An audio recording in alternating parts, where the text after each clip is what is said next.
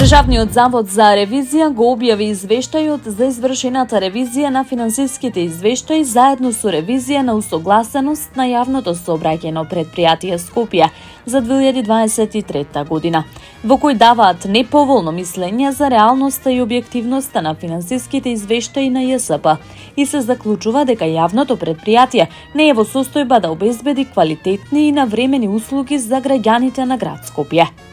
Со ревизијата е утврдено дека владата нема донесено одлуки за одобрување на средства од буџетот на Министерството за образование и наука за покривање на трошоците за бесплатен градски превоз на редовните студенти на државните универзитети за учебните години 2022, 2023 и 2023-2024 година.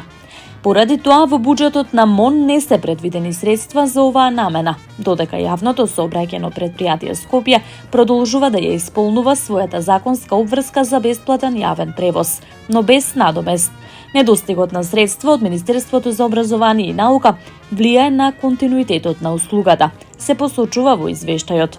Ревизијата истакнува дека се потребни активности насочени кон отстранување на тешкотиите и проблемите кои подолг период се присутни во работењето на предпријатието, кон обезбедување на континуитет во функционирањето на дејноста, подобрување на квалитетот и ефикасноста во извршувањето на јавниот превоз, подигање на еколошките стандарди односно кон остварување на мисијата на предпријатието, обезбедување на квалитетни, навремени, сигурни и во континуитет услуги.